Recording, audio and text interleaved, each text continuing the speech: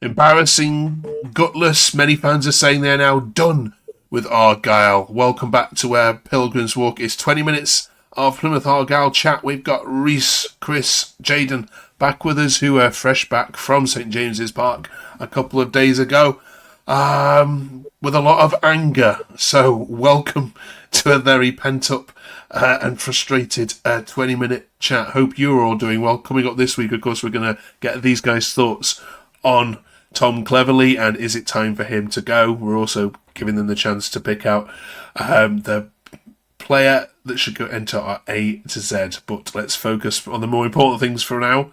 Reese, have you calmed down from Thursday night? Probably from Thursday and Friday morning, yeah, a little bit. But no, I think after seeing the press conference today, I'm probably peaked again, being quite angry about it all. It doesn't seem to be. I mean, it's less than inspiring the press conference I saw today from Cleverley or from Ross, who was also the player in it. I just have very, very little faith that they can turn it around at the moment. Or there's going to be a reaction. It doesn't seem to be like it's hurt them. It doesn't seem like they seem to have. Yeah, don't think they're suffering. It's just another game for them. It's just another result. Oh well, we move on. And they seem to forget that we've supposedly got a top 6 budget and we're currently third bottom. We're 13 games into the season now, and I'm failing to see any sort of potential at the moment with Cleverley, with the team. I mean, we've just got inexperience everywhere. The pitch, the board, the director of football's, he's a loan manager. Managers got lucky at Watford with a good, decent squad. Yeah, I'm really struggling at the moment. Are you still Cleverley in, Reese, before we move on? No. Okay, you've moved. I understand he's been backed in the summer. I understand he's got a lot of injuries. However, when you're 1-0 down at your rivals and a centre back needs to come off, change the formation, change something. It didn't work first half, so change something. And it's been week after week he's making random changes and just does bizarre decisions. And for me, he's going down the line of clueless for me. Cheers, Reese. Let's have a look at some social media takes from that game. Then Steve says, bottled it. You've let the fans down. Absolutely abysmal. There's nothing about that team tonight. Tactics were all wrong. Long ball didn't work, but he kept going with it. There's no plan B. He is giving us shocking leadership. Jaden, we've missed you for a couple of weeks. But where are you now with Cleverley? He just he doesn't seem to be very versatile, does he?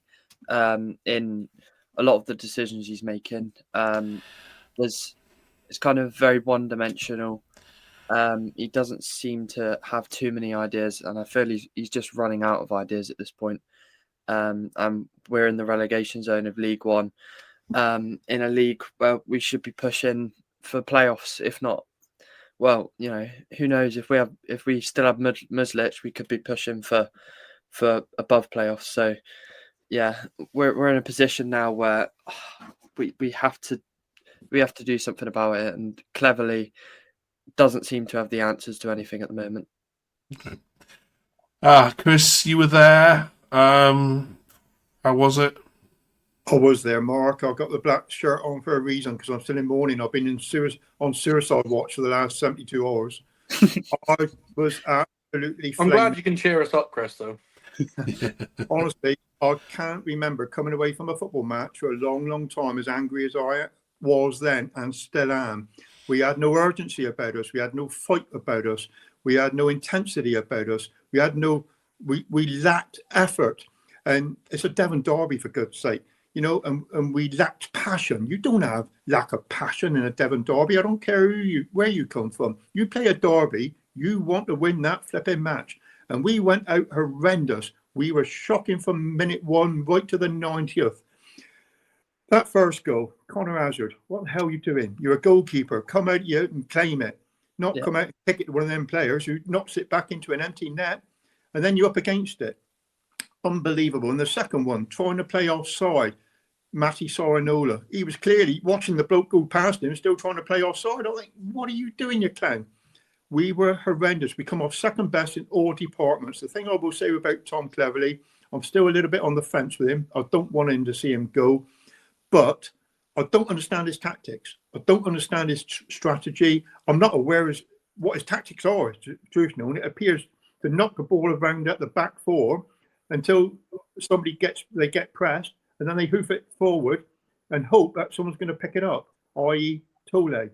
Well, because if it ain't Tole, it certainly ain't going to be Ben Pappel. Ben Pappel, nice bloke, can't play football. As I said before, he's built like Frank Bruno and he plays like Frank Spencer. Absolutely shocking. I can't believe some of the signings that we've made. And because of that, can I see us getting out of the situation we're in at the moment? No, I can't actually. Words are cheap. Actions take part on the football pitch, and I haven't seen it. Yeah.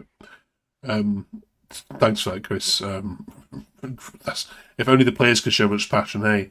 About the style of play, Reese, if that's all right then. So Kenny says, I've seen us play through the lines once this season, and that was at Torquay. Every game since has been ball to the centre-backs and then go long.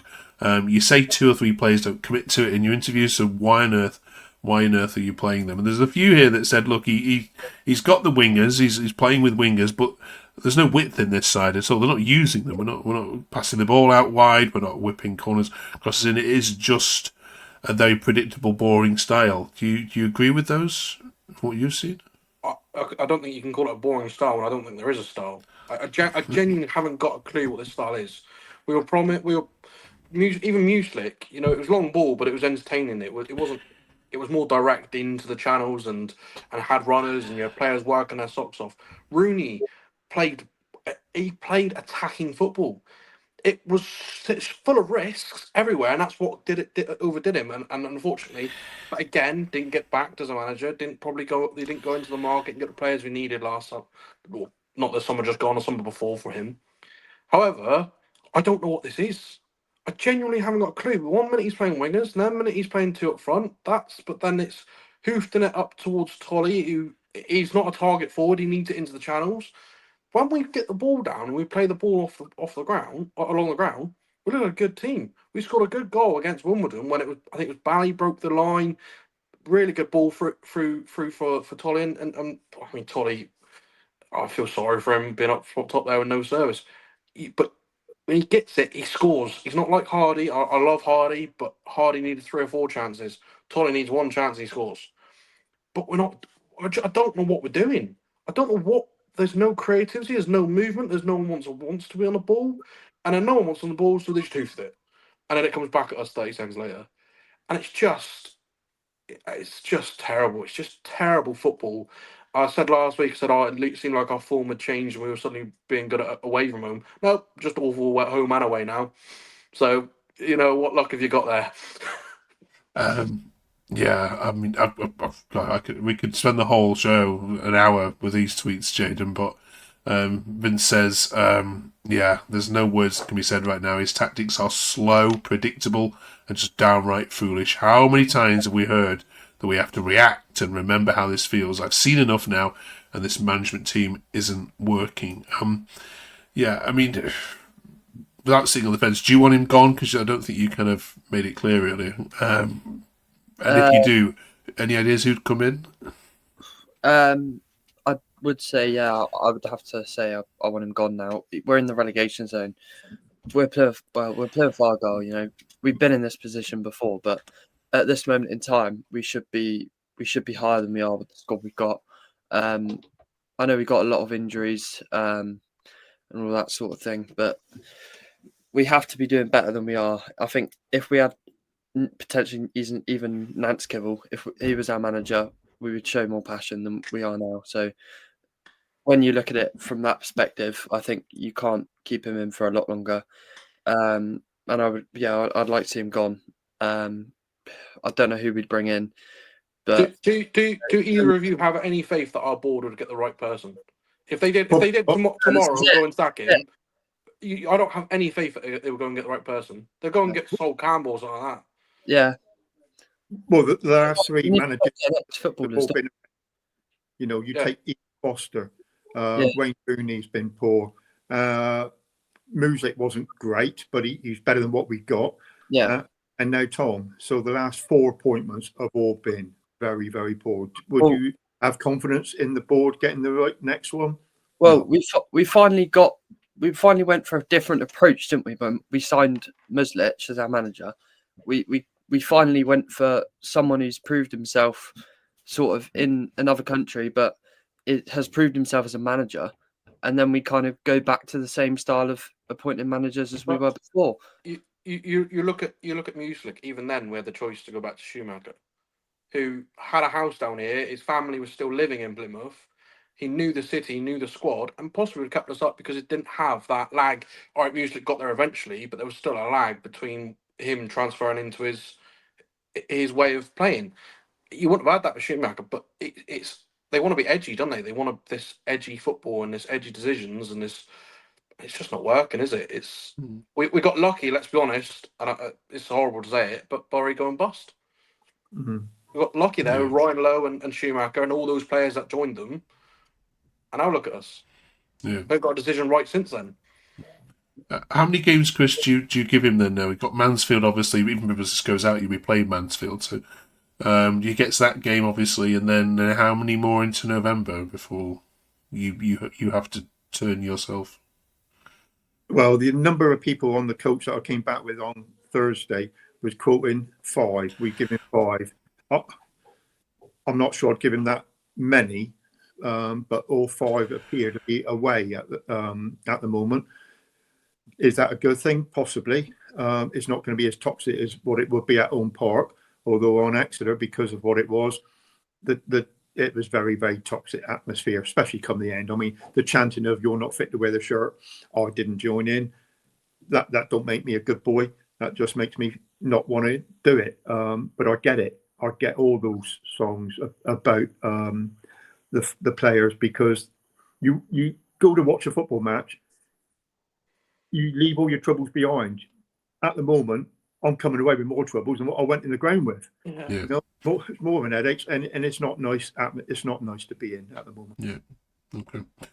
All right. We'll leave that there. Fingers crossed that the time we meet again next week, something positive against Wycombe or Mansfield will have materialised. I'm usually quite good in the cups, aren't you? So maybe that will build a bit of confidence. When you think that we beat Brentford away, we scored first against Man City, and now look at us. And Liverpool. Whoa. And we beat Liverpool. Liverpool as well. Oh, yeah, and Liverpool, yeah. We have so many good things, we've forgotten one. Well, I was looking at our tour away, not at home. Right. It's Halloween this week, so we're asking across our Toast Talk network, what's the worst horror show that you've watched? It could have been last week, couldn't it? What's the worst horror show that you've ever watched as an Argyle? So looking for that one game where you've just sat in disbelief and looked at other fans and gone, I cannot believe what we are watching here, and wanted the game to end very quickly. Jayden, have you got one that you can think of? There's a lot in there. There's a lot. Plymouth 0, MK Dons 5. Oh, yeah. Okay. That was not a nice one. We started chanting more. Well, we were actually still chanting, to be fair to us. It was about flags. We had more flags than them. Yes. Okay. All right. We asked Norwich this, and look at the Norwich fans were saying very much that result last when they came down and got you actually battered them. Reese, what's yours?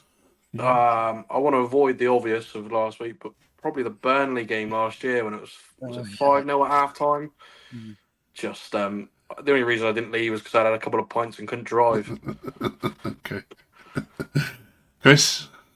Well, I'm going back 40 years, so I'm guessing the ads wouldn't have been there. So 1985, September 21st, December 1985, playing Reading at Elm Park. Both teams, us and them, were fighting for the top of the table. They were top. I think we were second. As it happened, luckily, we both went up that year. But we were leading 3-0 at half-time. Division 3, top of the table clash. What happened? 66th minute, Reading scored, make it 3-1. We thought, not a problem, it's only a consolation goal. But then it went on. 3 goals scored by Reading in the last 11 minutes. We lost 4-3. Unbelievable. That's Argyle. Brilliant. Okay. Let us know your horror stories in the comments below. And we'll read some of these out to this group next week. What's the worst ever time you've had watching Argyle? Last week is not allowed. We'll scratch that. Right, finally this week then we've been doing the A to Z of Argyle. If you've been watching it, we're up to the letter C this week. We asked AI and they came up with Mr. Nick Chadwick. I think coming back, didn't he, for more and more playing for Argyle? Is it twice or 3 times? I can't. Yeah, you'll know far better than I will. But did he sign for us just after he scored for you lot? Yes, for Everton. Yes, for Everton. Then joined us. Yes. What? Can we beat that? Let's see. Reese. Well, yeah. So you got Graham Coughlin, who was a very good player, but for me, and I know it's more recent history, but possibly the best player I've ever seen play for Argyle. And I think there was a quote from Derek Adams that even if he was having a shocking game, he would leave him one there because at random point he would put it top corner for the fun of it. So for me, the best player I've ever seen wear at Argyle is Graham Carey. Okay. Jason. Yeah, Graham Carey. Michael Cooper is up there. Brilliant. What a player, man. We miss him. Graham Carey, probably. Okay. Yeah, he's been getting a bit of stick from Sheffield United fans recently, actually, his performances. Yeah. Chris? Well, I can pick any one of 11 C's from last Thursday. But I'm going to go a bit more recent. No, delving into our past, I've picked up 3. One was Paul Connolly. He played for us for 7 years between 2001 2000 to 2008. Sorry, he was a great right back for us, great servant. And one bit closer, Michael Cooper, 2017 to 2024. 7 years he was with us, and I still think he can go on to play for England. Great goalkeeper. But as luck would have it, my favourite out of all of them, Graham Carey. He started with us in 2015 till 2019. He was only with us 4 years as it happened, but he made more appearances for us in those 4 years than the other 2 people that I just mentioned. He made 197 appearances with 49 goals. He was a guy who could get bums off seats. He was entertaining, great value for money. What a player. Wizard with both feet, but especially his left one. He could turn you inside out. If only we had some of Graham Carey's last Thursday. If only. But there you go. Okay. We haven't. I think Carey is going to get in there, isn't he? No mentions for Cleverley. That's expected, wasn't it? Yeah, weird. Okay. Right. maybe when we get to T, maybe he'll be top of the league. Right. Thank you for that, Graham Carey. Yeah, we'll go on to D then next week. Join us for that. Good luck against Mansfield, of course. By the time you watch this, you'll all be playing them. And good luck against Wickham, of course, in the cup on Saturday morning, Saturday lunchtime. Thank you very much to you 3. Thank you very much for watching. Glad you're still smiling.